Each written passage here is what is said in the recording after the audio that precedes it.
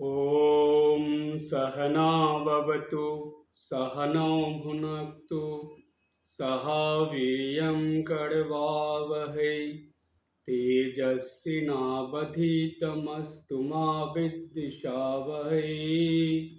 ॐ शान्ति शान्ति शान्तिः। हरिः ॐ।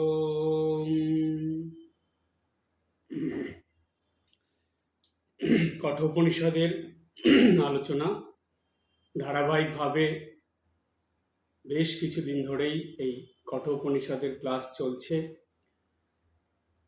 আমরা কঠোপনিষদের আলোচনায় প্রথম অধ্যায়ের দ্বিতীয় বল্লী, সেই দ্বিতীয় বল্লীর 19 নম্বর মন্ত্র পর্যন্ত আলোচনা করেছি বা এই ক্লাসে আলোচনা হয়েছে। তার আধুনিক ব্যাখ্যাও এখানে আলোচিত হয়েছে।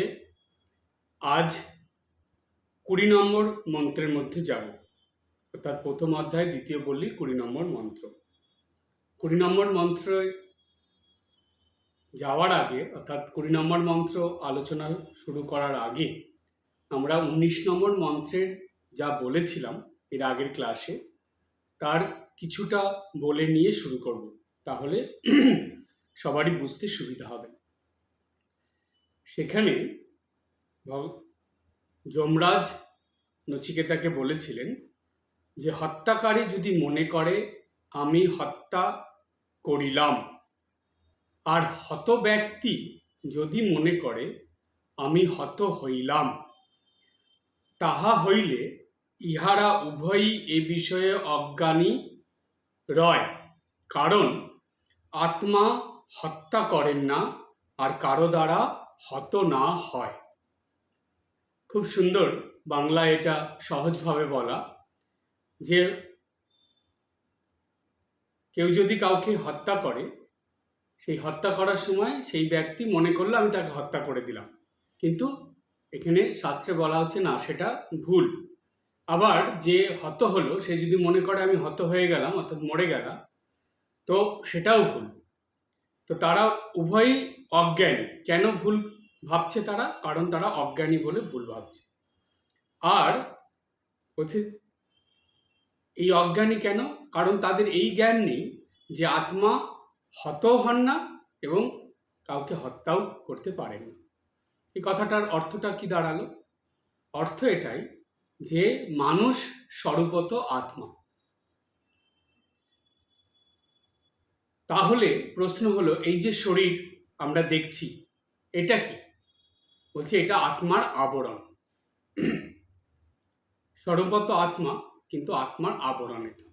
কেমন জানেন? একটা সহজ উদাহরণ দিয়ে আপনাদের বুঝিয়ে দিই। মাটির পাত্র আপনারা দেখেছেন, সোনার বিভিন্ন রকম জিনিস আপনারা দেখেছেন, রূপোর দেখেছেন, যে কোনো ধাতু দিয়ে তৈরি।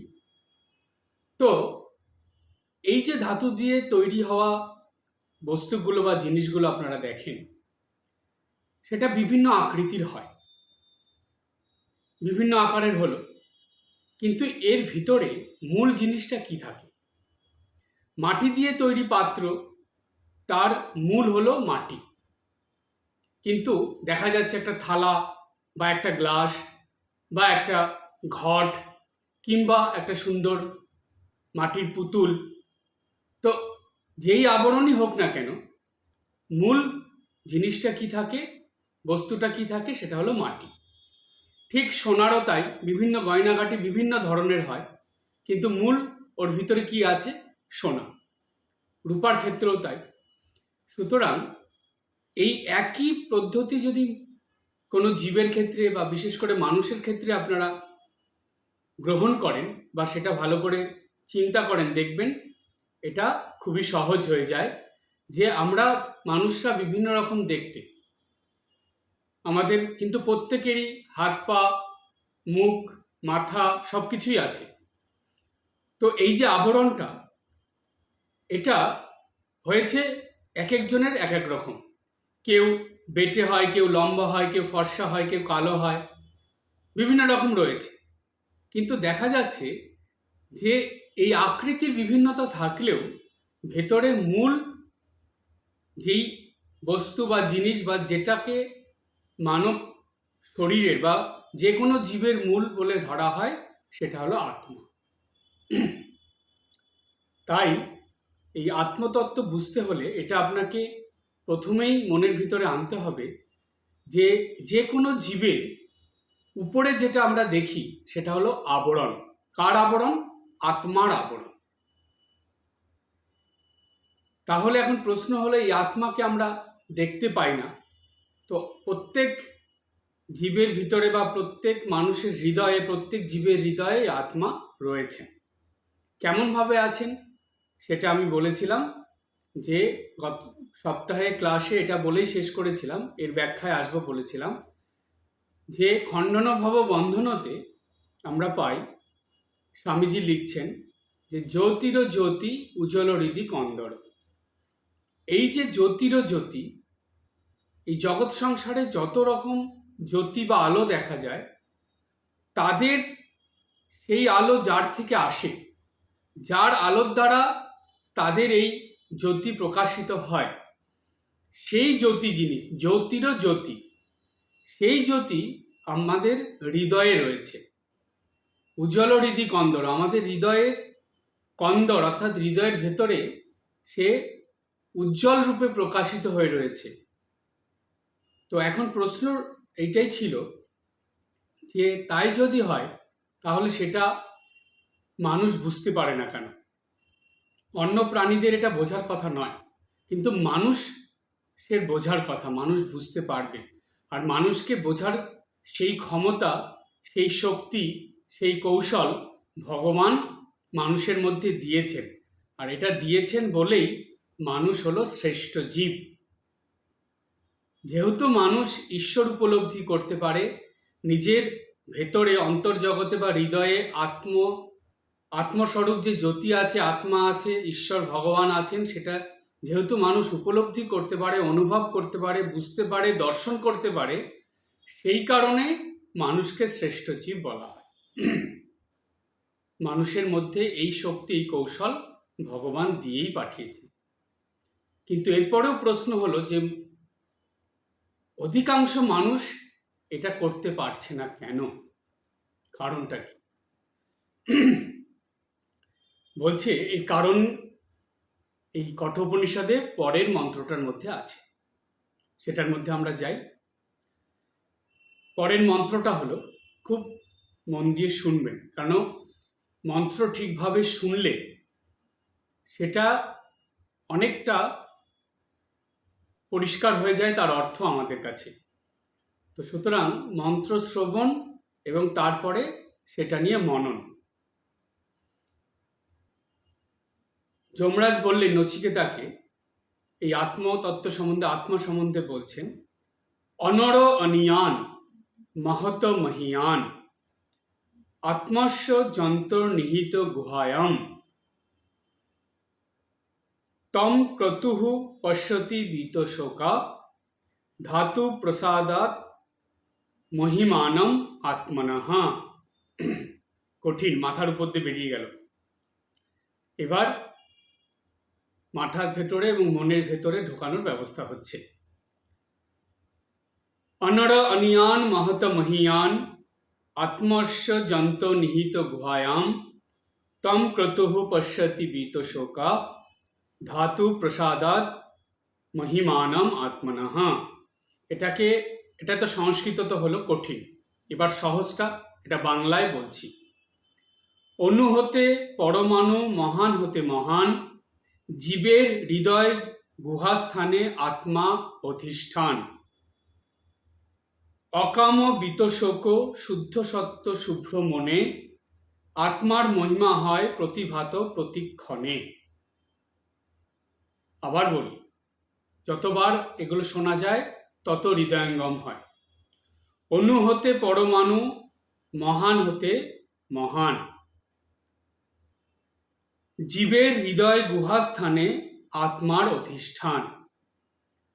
অকাম বীতশোক শুদ্ধ সত্য শুভ্র মনে, আত্মার মহিমা হয় প্রতিভাত প্রতিক্ষণে। আরো সহজ করে বুঝি। এখানে বলা হলো অণু হতে পরমাণু, মহান হতে মহান। বলছে যত সূক্ষ্ম বস্তু আমরা ভাবি সেটাকে কি বলে? অণু। অণুর থেকেও সূক্ষ্ম হলো পরমাণু। এই রকম সূক্ষ্ম অবস্থাতে আত্মার অবস্থান হতে পারে বা আত্মা থাকে। সুতরাং আত্মা হলো সূক্ষ্ম থেকেও সূক্ষ্মতর। আবার বলছে মহান হতে মহান, মানে মহৎ হতেও মহত্তর।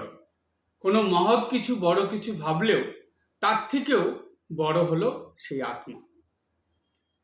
বলছে জীবের হৃদয় গুহাস্থানে আত্মার অধিষ্ঠান। প্রত্যেকটা জীবে, শুধু মানুষের নয়, প্রত্যেকটা জীবের হৃদয় গুহাতে, হৃদয়ের ভেতরে, যে হৃদয় কন্দর, হৃদয়ের ভেতরে আত্মার অবস্থান। অকাম বিতশোক শুদ্ধ সত্য শুভ্র মনে। বলছে কামনা বাসনা শূন্য, শোক তাপ রহিত, শুদ্ধ পবিত্র মনে সাধনার দ্বারা আত্মার মহিমা হয় প্রতিভাত প্রতিক্ষণে। এই সাধনার ফলেই আত্মার যে মহিমা বা আত্মতত্ত্ব, সেটা মানুষের কাছে প্রতিভাত হয়, অর্থাৎ অনুভূত হয়। তখন মানুষ বুঝতে পারে যে না, এটা শুধু কথার কথা নয়, ভগবান গীতাতে বলেছেন, এটা তো একবর্ণ মিথ্যে নয়, এটা তো সম্পূর্ণ সত্যি, যে প্রত্যেকটা জীবের হৃদয়ে ভগবান বাস করছেন, আত্মা রয়েছে। তো এটা তো সত্যি, কিন্তু এটাকে উপলব্ধি করতে হবে কি করে? এইখানে কঠোপনিষদে বলা হলো যে কামনা বাসনা শূন্য হয়ে, শোক তাপ শূন্য হয়ে, শুদ্ধ পবিত্র মনে সাধনার দ্বারা তবেই আত্মার মহিমা বা আত্মতত্ত্ব উপলব্ধি করা যায়। এবার গভীর ব্যাখ্যার মধ্যে আসব।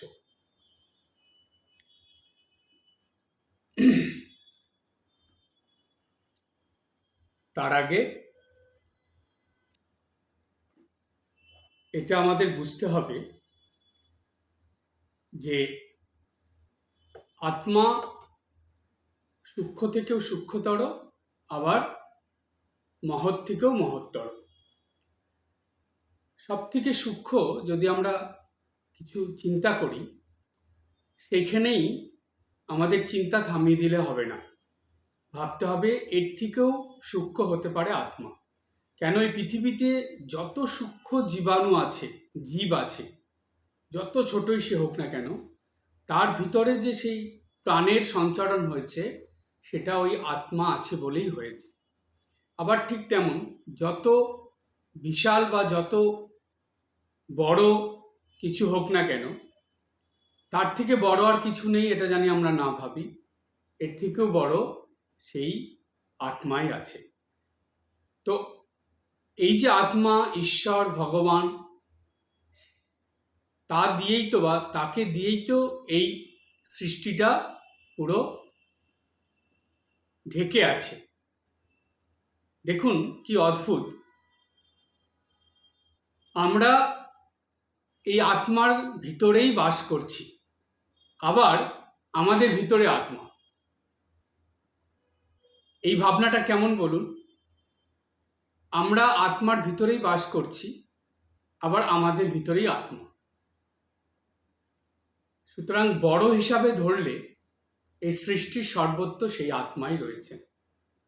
আবার ছোট হিসাবে ধরলে যত সূক্ষ্ম জীব হোক না কেন, তার ভিতরে এই আত্মাই আছে।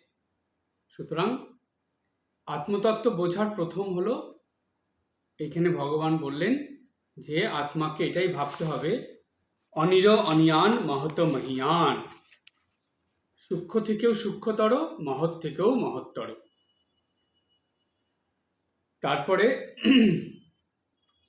প্রত্যেক জীবের হৃদয় রয়েছে। এইখানে প্রশ্ন হলো ওইটা যেটা আগে বললাম, যে জ্যোতির জ্যোতি উজ্জ্বল হৃদি কন্দর, জ্যোতি স্বরূপ হয়ে সে আমাদের হৃদয়ে রয়েছে। যদি আমরা এই আকৃতিটা, নাম রূপটা বাদ দিয়ে দিই, তাহলে কি থাকলো? খুব ভালো করে চিন্তা করবেন। যে কোনো জীবকে আপনি যখনই ভাবছেন, অন্য কোনো মানুষ হোক, কোনো পশু পাখি হোক, জীবজন্তু যাই হোক না কেন, যখনই আপনি তার কথা চিন্তা করছেন, সবার আগে কি চিন্তা হয়? কোন চিন্তা আমাদের মনে আসে? সবার আগে আসে তার নাম এবং রূপ। নামের সঙ্গে রূপের মিল করে তবে আমরা চিন্তা করতে পারি। এবার যখনই আপনি নাম রূপ চিন্তা করছেন, তখনই তার একটা আকৃতি চলে আসবে মনের ভিতরে। সে এইরকম দেখতে, সে লম্বা না বেঁটে, না কালো, না ফর্সা, না ছোট, না বড়, বিভিন্ন রকম তার আকার হতে পারে। সেই আকার তো আসবেই, নাম রূপের সঙ্গে এই আকারও এসে যায়। তো সুতরাং আমাদের বেদান্ত শাস্ত্রে বলা হচ্ছে বা বলা আছে যে নাম রূপ নিয়ে এই বহির্জগৎ, আর নাম রূপ ছেড়ে দিলে থাকবে কি? বহির্জগৎ আর থাকলো না। তখন নাম রূপের পরে যে জগৎ থাকে সেটা হলো অন্তর্জগৎ। সেই অন্তর্জগতে কি থাকে? সেই অন্তর্জগতে থাকে সচ্চিৎ আনন্দ। এই সচ্চিৎ আনন্দই হলো আত্মা। এই সচ্চিৎ আনন্দই হলো ব্রহ্ম। এই সচ্চিৎ আনন্দই হলো আমাদের ভেতরে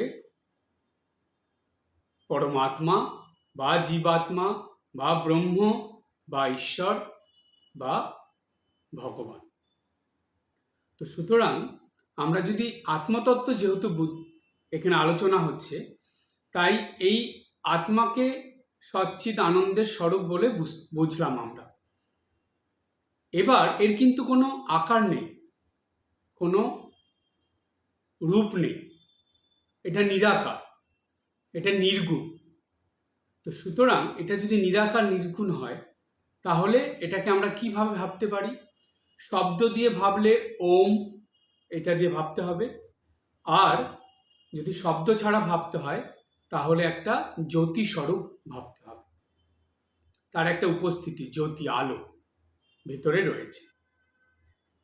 এখন প্রশ্ন হলো, যদি এই জ্যোতি স্বরূপ বা আলো হয়ে তিনি প্রত্যেকটা জীবের, বিশেষ করে মানুষের হৃদয় গুহাতেও রয়েছেন, অধিষ্ঠান করছেন, তবে আমরা বা মানুষ সেটাকে বুঝতে পারছে না কেন, জানতে পারছে না কেন?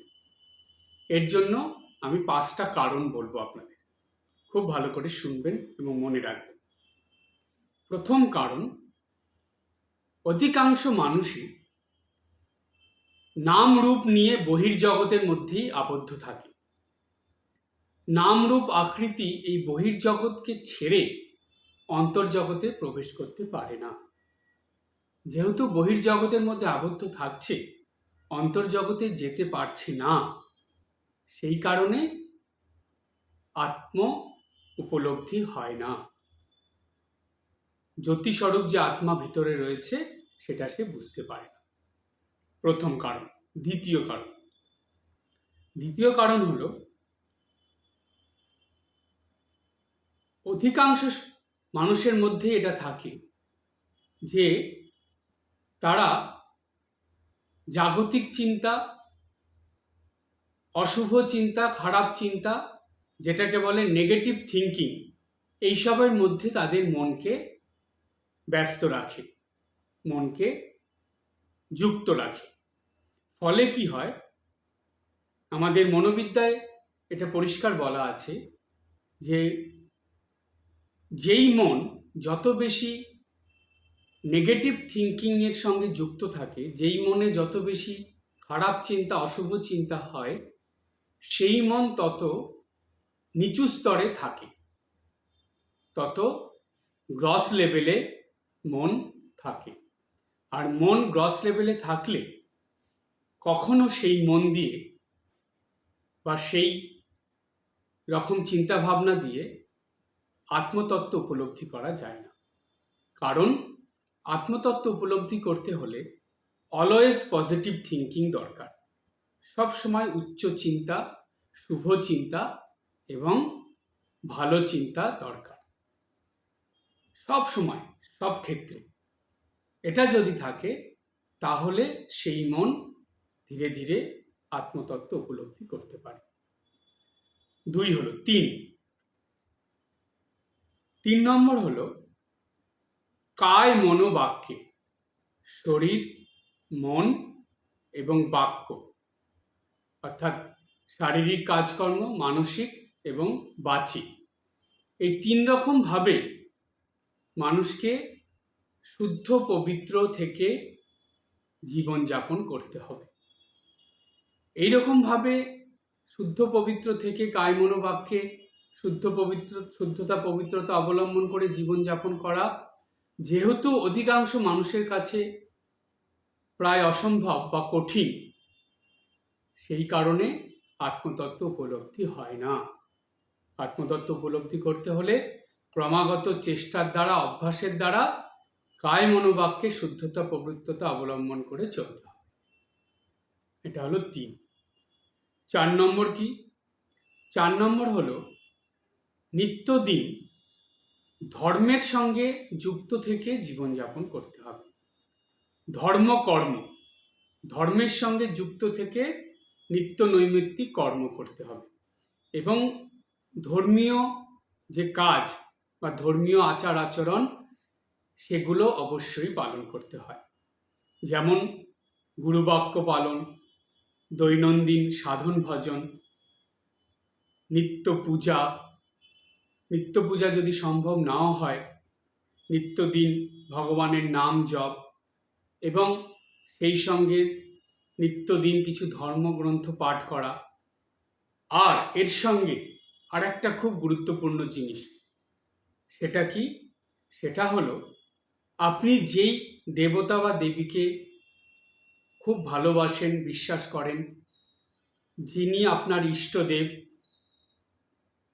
তার কথা চিন্তা করা এবং আপনার হৃদয়ে সেই ইষ্টদেবের অধিষ্ঠান রয়েছে, তিনি আপনার হৃদয়ে অবস্থান করে আছেন, সব সময় আপনার ভিতরে, আপনার হৃদিকন্দরে বা আপনার অন্তর্জগতে তিনি রয়েছেন, এটা প্রত্যেক দিন অল্প কিছু সময় হলেও চুপ করে বসে চোখ বুজে তার কথা চিন্তা করা, তার কথা ভাবা, এটা ভাবা যে আমার ভিতরে আমার ইষ্টদেব বসে আছেন, আমি তার সামনে বসে তাকে দেখছি, তার পূজা করছি বা তার কাছে প্রার্থনা করছি, তার সঙ্গে কিছুটা সময় কাটানো নিজের অন্তরে, এই অভ্যাসটা দরকার। এগুলো অধিকাংশ মানুষের হয় না বলে আত্মতত্ত্ব উপলব্ধি হয় না। 4 নম্বর হলো। 5 নম্বর, 5 নম্বর হলো যেটা, এই যে 4টে বললাম, এই 4টে তখনই সম্ভব, এই 5 নম্বর যেটা বলবো সেটা যদি না থাকে তাহলে এই 4টে সম্ভব নয়। এই 5 নম্বরটা হলো সব থেকে বেশি গুরুত্বপূর্ণ। সেটা কি? সেটা হলো নিত্যদিন বা প্রতিদিন সংযমের জীবন যাপন করা, কায় মনোবাক্যে সংযমের জীবন যাপন করা,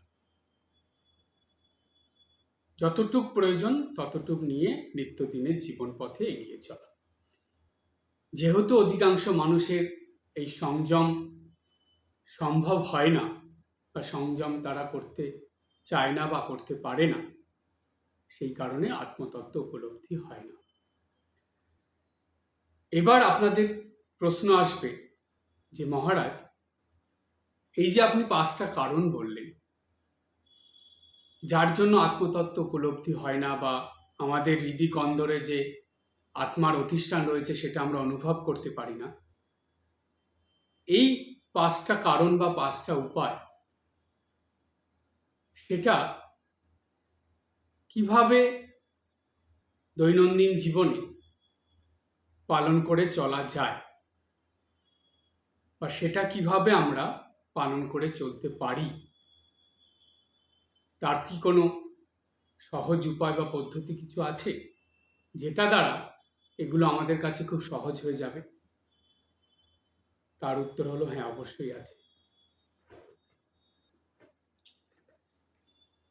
এই সহজ উপায়টা কি তাহলে আত্মতত্ত্ব উপলব্ধি করার? সেই সহজ উপায়টা হলো, যেই 5টা কারণ এখানে বলা হলো, যে যেই কারণের জন্য মানব মন অন্তর্মুখী হয় না বা ঈশ্বরমুখী হয় না, এই 5টা কারণ বুঝে নিয়ে যদি কোনো মানুষ মনে মনে একটা সংকল্প করে যে না, আমি এই কারণগুলো যাতে আমার জীবনে না হয় সেটার জন্য ক্রমাগত চেষ্টা করব এবং এই জীবনেই আত্ম উপলব্ধি করবই করব, এই রকম সংকল্প নিয়ে, যেটাকে বলে দৃঢ় সংকল্প নিয়ে যদি কোনো মানুষ দৈনন্দিন জীবনযাপন করতে পারে, তাহলে দেখা যায় যে অন্তত তার এই চেষ্টা, তার এই সংকল্প, তার এই দৃঢ়তা, এগুলো দেখে ভগবান তার এই যে সংকল্পের ইচ্ছা, যে যেই সংকল্প তিনি নিয়েছিলেন সেটা পূরণ করিয়ে দেন, অবশ্যই পূরণ করিয়ে দেন। তাই জানবেন যে যখনই আপনি কোনো অসাধারণ কাজ, এই আত্মতত্ত্ব উপলব্ধি করা, ঈশ্বর দর্শন করা, এগুলো তো সাধারণ কাজ বা সাধারণ জিনিস নয়, সাধারণ বিষয় নয়, এটা অসাধারণ। সুতরাং এই অসাধারণ কিছুকে জীবনে পেতে হলে নিজের ভিতরে কিছু অসাধারণ গুণ অর্জন করতে হবে। অসাধারণ গুণ দ্বারাই আপনি সেই অসাধারণ কিছু জীবনে পাবেন বা জীবনে উপলব্ধি করতে পারবেন। এইভাবে চললে এবার প্রশ্ন যে আমরা যদি নিত্যদিন আত্মতত্ত্ব উপলব্ধি করার বা আমাদের যে হৃদিকন্দরে আমাদের ইষ্টদেব আছে বা আত্মস্বরূপ যে জ্যোতি আছে সেটা যে অনুভব করব বা উপলব্ধি করব, তার জন্য নিত্যদিন যে এইভাবে জীবনযাপন করব, তো তাতে লাভটা কি হবে? কারণ যখনই একটা কোনো কর্ম করা হয় তার তো কিছু ফল থাকবে। তো আমরা যে এই কর্মগুলো করব, এই যে 5টা কারণ শুনলাম, সেই 5টা কারণের বিপরীত যেগুলো আমরা করব, যার জন্য আত্মতত্ত্ব উপলব্ধি করতে পারবো, সেগুলো করে আমাদের নিত্যদিনের এই যে এত সতর্কভাবে, এত সচেতনভাবে আমরা চলব, তাতে আমাদের লাভটা কি হবে, পাবোটা কি আমরা? সেই কথাই উপনিষদ এখানে বলে দিলেন। সবার লাস্টে দেখবেন এই 20 নম্বর মন্ত্রের শেষে দেওয়া আছে, সেখানে বলা হলো যে তম ক্রতুঃ পশ্যতি বীত শোক, অর্থাৎ সে শোক, তাপ থেকে রক্ষা পাবে। এই যে শোকটা কিভাবে আসে মানুষের জীবনে? আমরা শোক কথাটা সবাই শুনি, আমরা ভাবি এটা একটা শব্দ। শোক মানে কি? সে দুঃখ পেয়েছে তাই। কিন্তু এটা আসে কি করে মানুষের জীবনে শোকটা? বীত শোক যে এখানে বলছে যমরাজ, নিশ্চয়ই পিছনে গভীর কোনো কারণ আছে, এমনি তো বলে দেয়নি। প্রত্যেকটা শব্দ, উপনিষদ গীতার প্রত্যেকটা শব্দের পিছনে এক একটা কারণ লুকিয়ে আছে। এই যে শোক কথাটা উচ্চারণ করলেন যমরাজ, এর কারণ হলো শোক বলতে কি বোঝায় এবং শোকটা কিভাবে মানুষের জীবনে আসে। শুধু কেউ মরে গেলে তার মৃত্যু শোক, এটা একটা হয়, কিন্তু শোক সেইখানেই সীমাবদ্ধ নয়। মানুষ ভাবে শোক বলতে এটাই বোঝায়, এই দুঃখ পেয়েছে, সেটা কেউ মরে গেছে তার জন্য শোক হয়েছে, না, সেটা তো একটা আছে, বাদ বাকি প্রচুর শোক মানুষের জীবনে চলতে থাকে, যেটাকে আমরা দুঃখ বলি। কোনো কেউ মরে গেলে হয়, মানুষ কিছু প্রিয় জিনিস হারিয়ে ফেললে হয়, ধন সম্পত্তি নষ্ট হয়ে গেলে, চুরি হলে হয়, কোনো অঘটন ঘটলে হয়। বিভিন্ন রকমভাবে মানুষ প্রতিনিয়ত প্রত্যেকটা দিন কোনো না কোনোভাবে শোক পেতেই থাকে। কেউ একটু খারাপ কথা বলে দিল, খারাপ ব্যবহার করলো, মনে আঘাত দিয়ে কোনো কথা বলে দিল, ভিতরে শোক পেয়ে গেল। বিভিন্ন কারণে পারিপার্শ্বিক নানা রকমভাবে, কর্মক্ষেত্রে, সংসারে, পরিবারে, আত্মীয় স্বজনের কাছ থেকে, বন্ধু বান্ধবের কাছ থেকে, নিজের প্রিয় মানুষদের কাছ থেকে মানুষ বিভিন্নভাবে শোক পেতে থাকে। এই যে শোকটা, এইটা বৃত্ত শোক, মানে এই শোক আর মানুষের ভিতরে আসবে না, পাবে না তা নয়, এটা পাবে, কিন্তু তার ভিতরে কোনো প্রতিক্রিয়া সৃষ্টি করতে পারবে না। কেন পারবে না?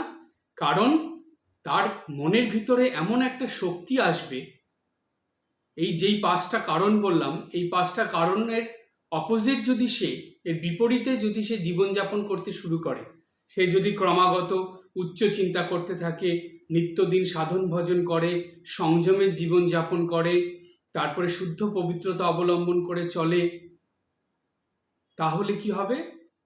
কোনো রকম শোক তাপ তার মনের ভিতরে কোনো প্রতিক্রিয়া করতে পারবে না। তখন মানুষটা হাসি খুশি আনন্দে থাকবে। এগুলো কোথায় আমাদের অনুভূত হয়?